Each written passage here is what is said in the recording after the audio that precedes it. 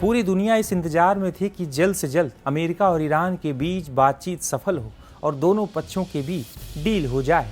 शायद अमेरिका भी यही चाह रहा था, शायद ईरान की भी चाहत यही थी, लेकिन ऐसा हुआ नहीं और एक बार फिर अमेरिका और ईरान के बीच जंग जैसे हालात बन गए हैं। एक दूसरे को टारगेट कर हमले किए जा रहे हैं। अमेरिका ने आज सुबह सुबह ईरान की राजधानी तेहरान समेत कई शहरों को निशाना बनाया है। अमेरिका के इन भीषण हमलों से ईरान सख्ते में है। वहीं ईरानी मीडिया की एक रिपोर्ट में दावा किया गया है कि बंदर अब्बास और मिनाब में भी जोरदार धमाके की आवाज़ें सुनाई दी हैं। अमेरिका के इन हमलों के बाद ईरान ने अपने एयर डिफेंस सिस्टम को भी एक्टिव कर दिया है। अमेरिका के इन हमलों के बाद ईरान ने कई खतरनाक मिसाइलों से कुवैत और बहरीन में स्थित अमेरिकी सैन्य ठिकानों पर जोरदार हमला किया है। ईरान के इन हमलों से कितना नुकसान हुआ है या नहीं हुआ है, इसकी कोई पुष्टि नहीं हो पाई है। इस भीषण बमबारी और बरसती मिसाइलों के बीच अमेरिकी राष्ट्रपति ट्रंप ने दावा किया है कि अमेरिकी सेना ने ईरान पर टॉमहॉक मिसाइलें दागी हैं।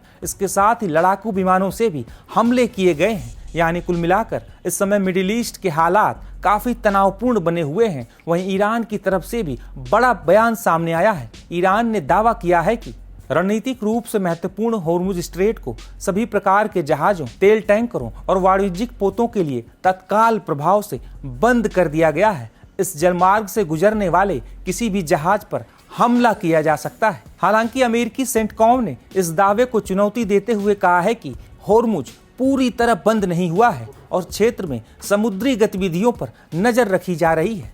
इस बीच अमेरिकी राष्ट्रपति ट्रंप के ताजे बयान ने हलचल मचा दी है। दरअसल इस जंग जैसे हालात के बीच अमेरिका का एक हेलीकॉप्टर ईरान ने मार गिराया है। ट्रंप ने ईरान के साथ तनाव को लेकर कहा है कि हेलीकॉप्टर को देखकर मुझे लगता है कि हमें ऐसा करने का पूरा अधिकार है। उन्होंने एक बेहद शानदार मशीन को मार गिराया। पहले तो उन्होंने कहा कि उन्होंने ऐसा नहीं किया, लेकिन बाद में सच सामने आ गया। हम बहुत भाग्यशाली रहे कि वह बम नहीं फटा। वह बम वास्तव में हेलीकॉप्टर में फंसा हुआ था। हेलीकॉप्टर में आग लग गई थी, लेकिन बम नहीं फटा। उन दोनों पायलटों को उड़ान का अच्छा अनुभव था, लेकिन वे भी बहुत किस्मत वाले रहे। हमारे पास एक मानव रहित नाव यानी ड्रोन बोट भी थी, जो बेहद तेज रफ्तार से चल रही थी। इतनी तेज कि कोई इंसान उसमें बैठकर जाना नहीं चाहेगा। शायद इसी वजह से वह मानव रहित थी। लेकिन राहत की बात यह है कि दोनों पायलट सुरक्षित बचा लिए गए हैं और वे ठीक हैं। जहां तक ईरान का सवाल है, मैं कई महीनों से उनके साथ बातचीत कर रहा हूं। उन्हें समझौते पर हस्ताक्षर कर देने चाहिए। यह एक अच्छा समझौता है। यह उन्हें परमाणु हथियार रखने का अधिकार नहीं देता। वास्तव में यह उन्हें कभी भी परमाणु हथियार हासिल करने से पूरी तरह रोकता है। अब देखते हैं आगे क्या होता है।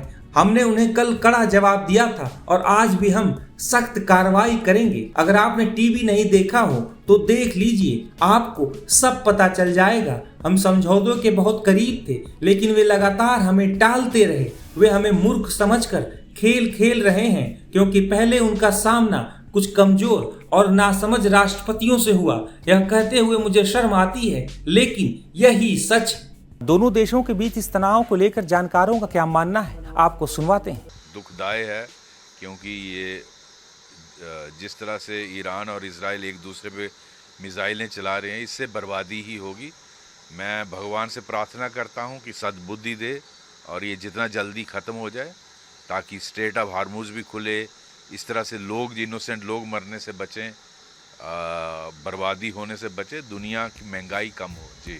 अमेरिका और ईरान के बीच बढ़ते सैन्य टकराव ने पूरे मिडिल ईस्ट के साथ साथ पूरी दुनिया की एक बार फिर टेंशन बढ़ा दी है। संयुक्त राष्ट्र और कई क्षेत्रीय देशों ने दोनों पक्षों से संयम बरतने और कूटनीतिक समाधान तलाशने की अपील की है। बता दें कि दोनों पक्षों के बीच सीज फायर के बाद से ही बातचीत चल रही थी, जिसके बाद ये कयास लगाए जा रहे थे कि जल्द ही दोनों पक्षों के बीच डील हो जाएगी और मिडिल ईस्ट में शांति आएगी। लेकिन अब तो एक बार फिर जंग जैसे हालात बन गए हैं। अमेरिकी हेलीकॉप्टर बमबारी कर रहे हैं तो ईरान भी मिसाइल हमले कर रहा है। ईरान अमेरिका की बातचीत के बीच हाल ही में विदेश मामलों के जानकार रविंदर सचदेव ने कई बातें कही थी। देखिए, वही बात है, अभी सीज फायर तो चल रही है, पर बीच बीच में अमेरिका भी इन पे शॉट्स ले रहा है और ईरान भी वापस जवाब दे रहा है, हल्के हल्के इन द सेंस कि एक इन्होंने मारा, क्योंकि अमेरिकन ने भी स्ट्रेट ऑफ हॉर्मुज में एक आध शिप पे थ्रेटन करके फायरिंग करके उसको वापस मोड़ा था।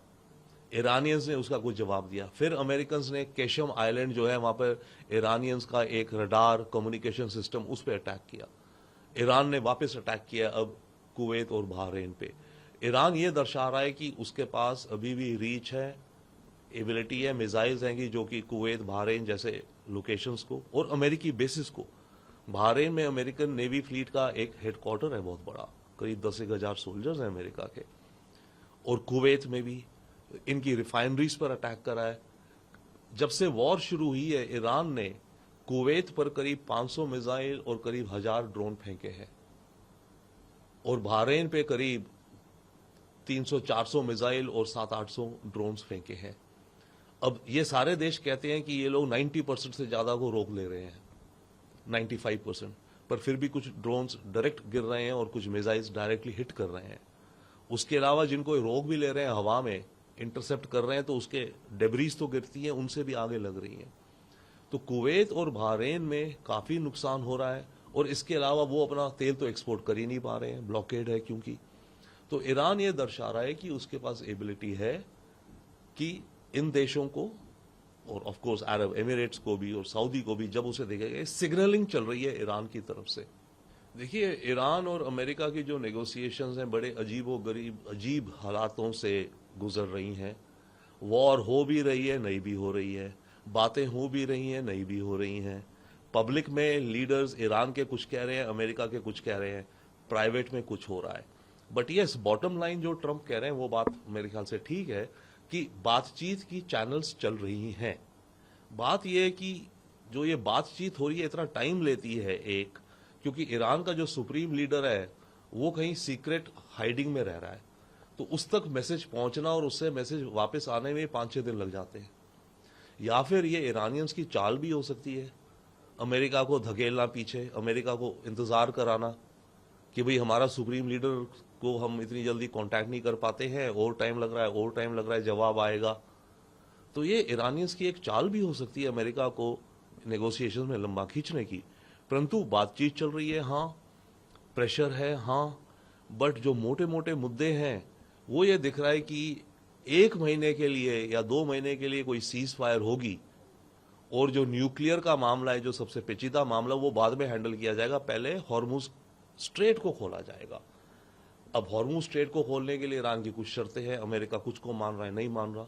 तो बातचीत चल रही है, पर यह कहना मुश्किल है कि कब ये सिरे चढ़ेगी।